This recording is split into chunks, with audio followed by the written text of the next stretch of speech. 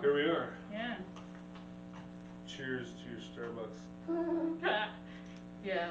Anyway. Brought to you by Caribou. Yeah. Anyway. Anyway. Yeah. Hit me with it. All right. What's the question? I don't know what the question. So, okay. So we talked a lot about. We covered a lot of topics of different videos about Lord of the Rings, Narnia, etc., etc. Well, I guess that's the main things. So, what are some of the biggest takeaways in all your readings of Narnia and watchings of Lord of the Rings? What are some of the biggest takeaways for you? Would you say, starting with Narnia? It's interesting that we are talking about this after just having that discussion down in the fellowship hall with the ladies, talking about heaven. It reminded me of the very end of The Last Battle, where he goes into the whole discussion about, and this started happening, and this started happening after they've gone through the stable, they've gone into Aslan's land, and this was happening, and this, and the realization that, oh, we're dead in the real world, and then he just says, and at that point, I can't even tell you more because the things that started happening were too beautiful and wonderful and true, and it was as if the final page had been written on the title and cover, and now the real story was beginning in heaven. And I come back to that because, man, I mean, you have Tolkien, who he weaves in these, as he called them, catastrophes, like awful, worse, darker, more horrible, and then all of a sudden something amazing happens. And what could be more that than heaven? We don't understand heaven. We always think it's such a tragedy when somebody dies, but it ain't a tragedy for them. Like if they know Jesus, they enter into this realm that we can't even, our minds can't even conceive of what that realm will be. But both of these guys, they give their best little vignettes. Like, here's a vignette of what it might be like to be around Jesus in Aslan. Here's a vignette of what it might have been like to be at the creation of all things. Anyway, yeah. That's true. I remember you talked about the death. It's not a tragedy when somebody dies if they know Jesus. I remember when somebody from our church died. It was actually, after she had dementia and everything. And I saw her son-in-law just a few days after she died, and I said, well, can't say I'm sorry for her, but I'm sorry for your loss. I mean, so often that's what it should be like. I'm sorry, I can't be sad. Yeah, right. And a lot of people are like, and I mean, often the family's like, no, we're not sad. Right. I mean, we miss them, but we're not sad. Yeah, it would sound callous maybe to a non-believer. Yes. Who's like, what do you mean you're not sorry? I mean, I've done a couple of services just in the last month. You can't be sad for these people. They weren't sad services. They were, a door opened into, I mean, you see this at the end of the books, don't you? Yeah. Now I'm going to open a door into another realm, and you're going to, you mean at the last battle? Well, whatever it is, yeah. At the last battle, it's the stable door. In the other books, they go from one realm to another through all kinds of means. A wardrobe, a painting, and they go back similarly back to Earth through a door created out of nothing. Through a, what is he opens up for the Calormenes a cave, doesn't he? Well, that's for the Telmarines, but yeah. Telmarines, yeah. It's the cave that they came in through. Sure. So I mean, there's all these portals. These portals. Death is a portal from this life that we know and can feel and touch and taste and see to a realm that no eye has seen, not on this earth. Even people that have like an out-of-body experience, I realize some of them come back and say, ooh, I had a little taste of heaven. Yeah. But it's virtually impossible for them to articulate it to people like me. My eyes haven't seen, my ears haven't heard, my mind hasn't conceived. It's going to be awesome. Yeah. So that's kind of a major takeaway for me. Yeah. I love the end of the last battle and just the glimpse, where he just says, I can't even describe it to you. Yeah. How could I? Yeah. Yeah, I love that last line. And last they were getting chapter 1 of the great story, which no one on earth has read, and which goes on forever, and which every chapter is better than the one before. I mean, that's what heaven is like. It's so hard. I mean, like you think of songs like, I remember for some reason, I mean, I grew up, we lived 30 minutes from church, so it was really cold. We'd always, or snowy, we didn't always get to church. So one night, I remember one Sunday, this was probably like 7 or 8 years ago, we didn't get to church so we were sitting my parents and I were sitting, and we were just kind of singing some songs, and we were singing Amazing Grace, and the last verse is, when we've been there 10,000 years bright shining as the sun, we've no less days to sing God's praise than when we first began. My mom went, that's so hard to fathom. And I mean, I've been mulling that over for like ever since then, like years. Wow, it's eternity. It's hard to conceive of it, and I mean, like the moral was like, that sounds boring. Yeah. But it's like, it's not going to be boring because, I mean, again, our mortal minds can't grasp it. Yeah, I remember writing a poem years ago now for my father-in-law Jim, who died suddenly, tragically. Was this after you were married? Yeah, I think so. I think we were just married a year or two. And, I called it the better chapter because of that very line, because of that very passage, that final paragraph of the last battle. Terribly tragic to lose Jim at such a young age, so much life to live.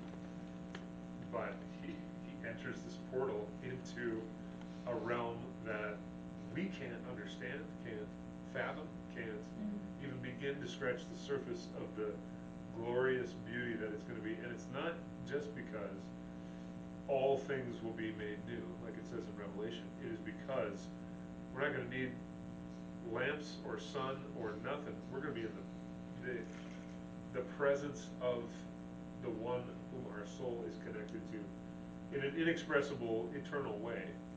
And I feel so bad for people that don't know Jesus, because not only do you slog through this life on your own, pulling yourself up from your bootstraps and looking for satisfaction in places you ain't going to find it, but then you pass out of this life and you spend eternity separated from him again.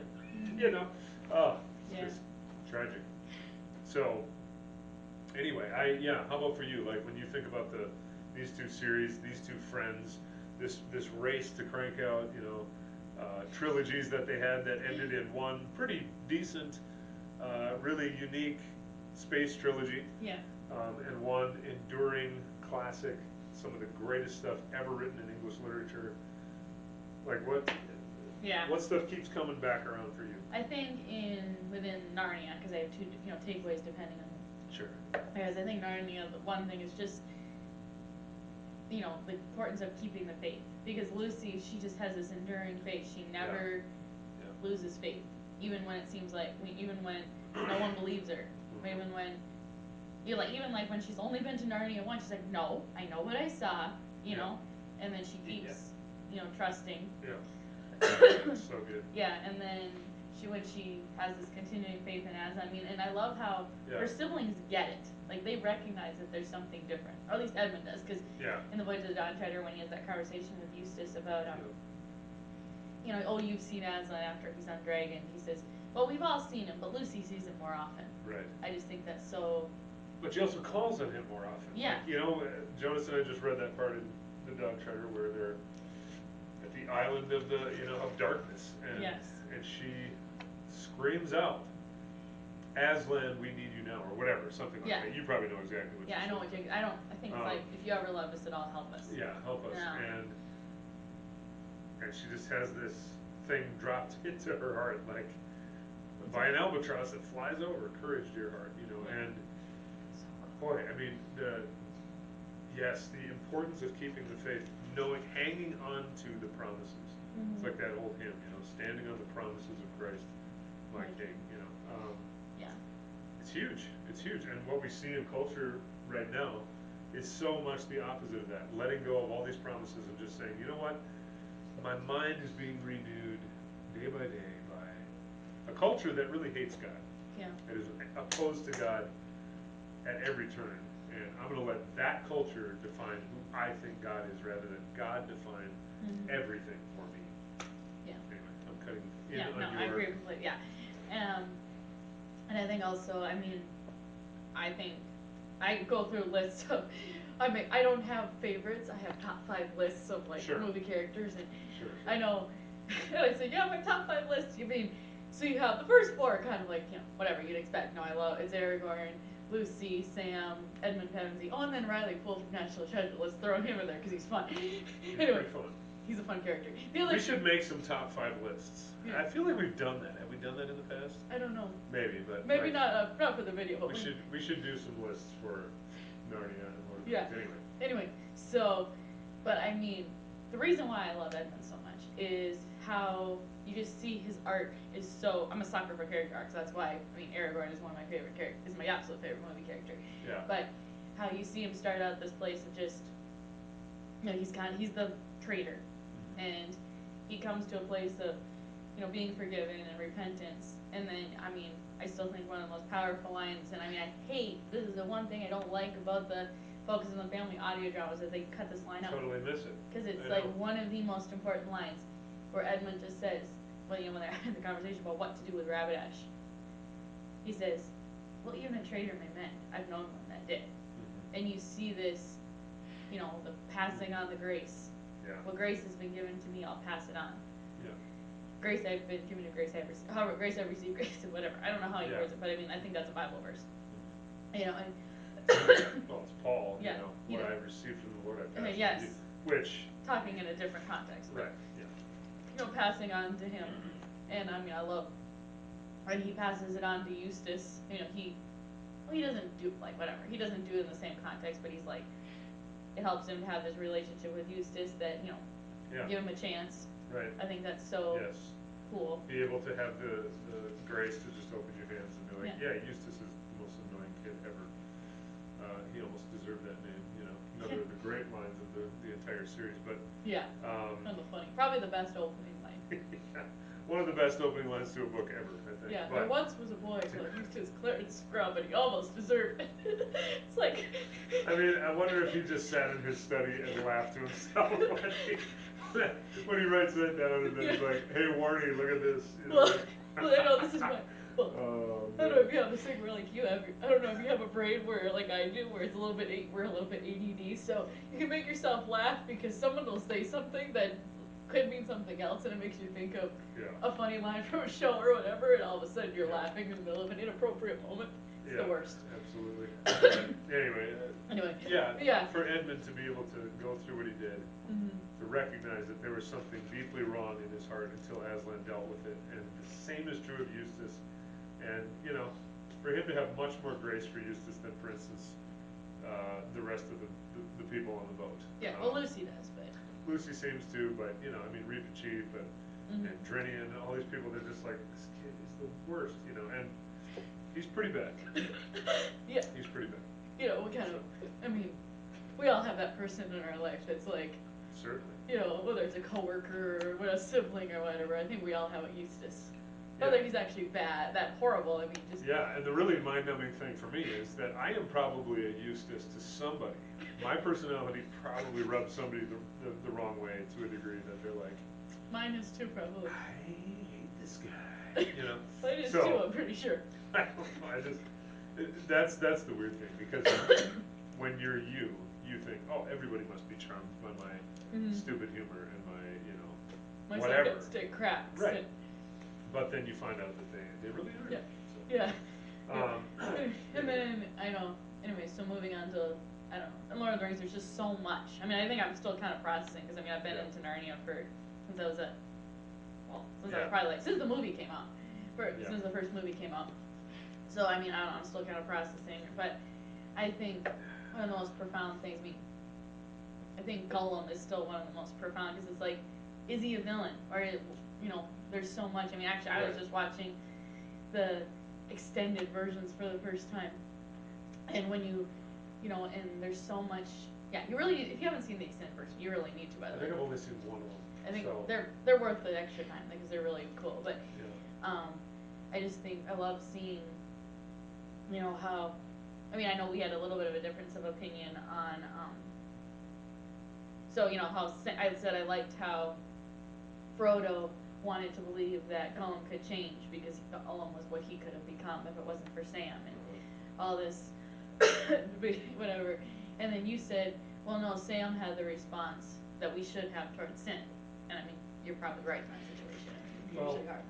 I mean, we definitely see how God, if you will, if it's a fictitious story, right? But how God uses all parts of our lives. You know, even the Frodo chooses to hang on to creature. What is he? I don't even know. I mean, I know what And he in is. the end, you know, I mean, we find that great good has come out of great evil, but it's just this. I mean, that's another huge takeaway from both of these stories, that you never know what God is up to. You just don't see the full picture. You don't. Sam doesn't see the full picture with Gollum. Frodo doesn't either. And I would say, boy, letting things, people, habits, whatever linger in our lives that shouldn't be there is just categorically dangerous. Yeah.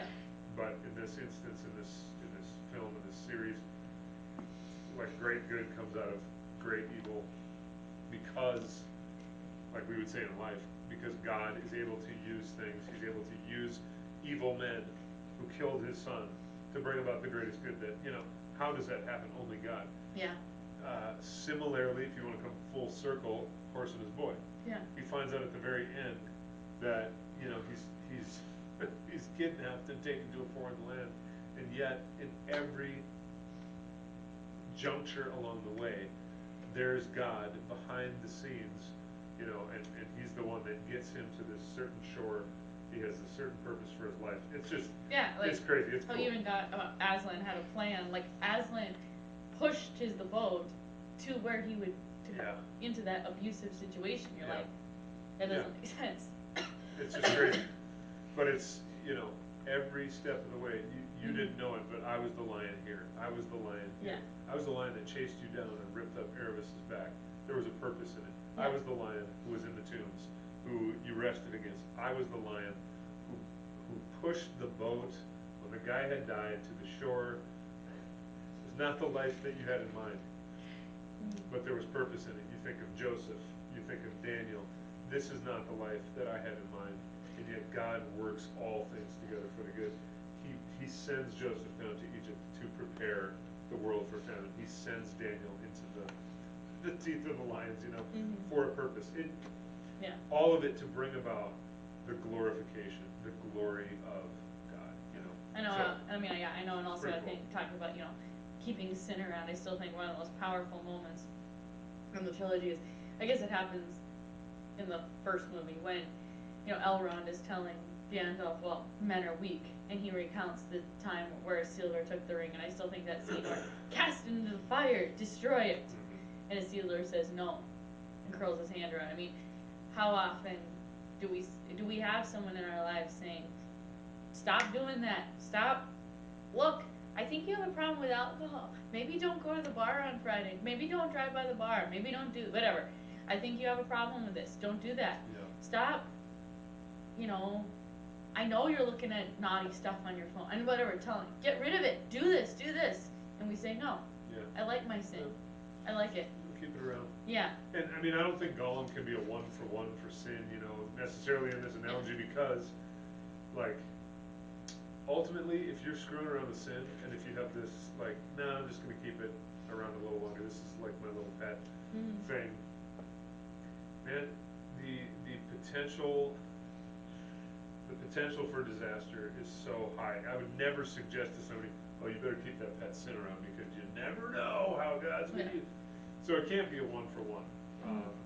Frodo eventually, you know, carries the scar of the fact that he was weak like Isildur for the rest of his life. Like, he's gonna be fingerless, you know. But which of his fingers is actually missing? This one, I don't remember. Yeah, but I mean, you can see it in the last scene, and I mean, I think that's interesting too, because when I was watching this with my parents, my dad's like, "So does he get his finger back?" And I said, "Well, no." And look in the last scene, he doesn't have his finger because he's, you know, I mean, if you think about it, Gandalf probably could have, you know, healed his finger or whatever, but he still had to carry that mark for the rest of his life. He still had to carry the mark of the first time he puts the ring on, you know, at the Weathertop. He still had to. Yeah, right. I mean, that's what he still has to carry that scar for the rest of his life. Yeah. You know, whatever. And I know,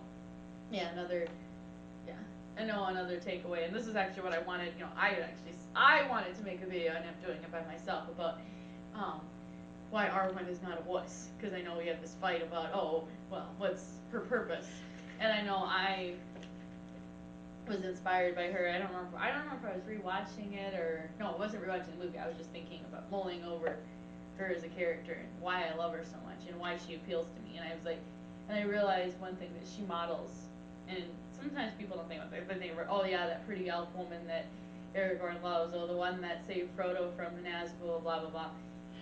I know. I think she models how to deal with a parent that you don't agree with in a respectful way, because Elrond, her dad, tells her, you need to go to the Undying Lands. You can't stay here. There's no purpose in staying, and she initially does go. But then when she sees the vision of their child, she comes back, and she doesn't come back. She doesn't do two things. One of two things. Either she doesn't do the oh my goodness, that's the crabby, the belligerent teenager response. You hate me. You knew I was meant to stay here, and you hate me, and you don't. And then, but she also doesn't do that. You know, the overly sweet, sickly, mousy response. And I was like, and she trusts that he really does love her, and she says, "Sorry, Dad, I'm gonna stay. This is what I'm gonna do." And I mean that she pushes him. I mean, I think I had sent you the comment that says, "Well, when you think about it, she basically saved Middle Earth because it was her choosing to stay that made her dad say, okay, I guess I really do need to reforge the sword," and led him to say, okay, Aragorn, you need to up your game a little. You need to step it up a little bit, and then that whole sequence of events. But I mean, I was like, so I actually tried in the last few weeks, ever since I started thinking about like, well, so when I disagree with my parents, which happens frequently, it what does saying that doesn't accomplish anything. Never. So how much better is it to say, you can still get your point across without being, you can be forceful without being mean, being nasty. And I mean, I think I also noticed, that she, I don't know. It seems like there's a trust of, okay, Dad, I know you love me, but I can't make this choice. I can't go. I have to stay. And I just think that's a takeaway that an underrated takeaway, I would say. Underrated takeaway, yeah. Yeah, I mean, there's a similar kind of dynamic with Eowyn. I want to fight. Yeah, with it. And her uncle is saying, yeah, no, I can't risk you. And I think her response is like, you can't risk my life, but if we lose this fight, our lives are forfeit anyway, right? Yeah. So again, respectfully, Yeah. can we disagree in a But she just goes. She doesn't ask permission. She just goes. That's true. That's true. Because she just weighs the thing in the balance and is like, not sure what life will be left to me if we don't take on this enemy. And strong female characters who know how and when to fight. It's pretty cool. And I mean, I know Arwen doesn't go out and sling some physical butt, but she kicks verbal butt. And kicks some verbal butt. Yeah. And I mean, I think that's one reason I latched on to her too, because that's more the type of fighting I would do. Like, I don't really want to go fight in battle, thank you very much, but when my man comes home, I think I'll just greet him with a passionate kiss. When my man comes home. Yeah. Well, we don't the have girl in the 1945 photo, right, with the sailor after VE Day. I think I know what you mean. Yeah, I think I know what you mean. I don't know. But anyway, like I said, that's just more. I mean, hey, we don't fight about very much, so now we have something to fight about. No fight. Yeah, I think fight is a strong word. Okay. Because this has always been completely facetious. That's why I didn't want to even do the talk, because I don't care enough. It's not. I don't dislike Arwen. I dislike how Arwen is portrayed sometimes in the film. Totally different thing. Okay. So fair point. So that's kind of where I'm coming from there. But and I do acknowledge that Liv Tyler could draw back on the seductive tone that she uses sometimes. I think, whatever. She was cast okay. It's just, Peter Jackson had a certain vision in his mind for who she was going to be, and elves are kind of these ethereal, mystical creatures. I mean, right? Legolas is kind of this porcelain doll too. Exactly. Except she fights. one of my greatest values in life, and one that I want to portray, and don't do a super good job of, is grit, as we've talked about. Yeah. Grit. I like the gritty characters. I like just getting in there and getting it done, you know, and so that's why the grittier characters appeal to me in both series, Yeah. frankly. Yeah. And, you know, there are some wonderful characters who just don't display that kind of resilience, Yeah. grit, and Yeah. In both series. courage, and yeah. So I think I just gravitate toward The gritty one. the gritty ones. Yeah. Susan is not gritty. Yeah. In the end, she just lays it all aside Yeah. and walks away. No. You know. That's one thing I'll give to the So- movie. That's one thing I'll give the movies over the books is they, you know, they play Susan in a way, because in the books it feels like she never really buys into it in the same way her siblings do. Like into Narnia, she's more casual about it, whatever. But in the movie, you really see how she buys in. You see that she really believes in this, so it makes her eventual falling away more tragic. Yeah. Versus like in the books, you're like, oh well, yeah. If there was one to fall, it just seems like it would be her. Yeah. Yeah. So. I mean, that could be why C.S. Lewis picked her. I think maybe he had that plan all in mind that she was going to fall away. Because there are some people that it's like they don't seem to have the foundation that other people do. Right. And, you know, you see this throughout those stories, that there are certain characters, Nick or Rick comes to mind, hey man, I'm on whoever's side is on my side. You know, I don't care how evil they are, whatever. You see the dwarves in the last battle. You know, we're going to see how this plays out. We're just going to sit in the middle of the road. Nobody is for the dwarves, so the dwarves are for nobody. Even when there's a clear good and a clear evil, it's like, what is wrong with you guys? Ginger the cat, I think, is another one who's just like in the last battle.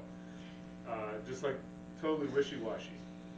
And wishy-washy doesn't do you any good. No. It never does. I appreciate when people are like, this is what I believe, this is why, and I will not be dissuaded by simple pressures, you know, and I see that happen to friends of mine all over the place. You know what, there's just too much cultural pressure to do X, Y, or Z. I guess I'm off the wagon.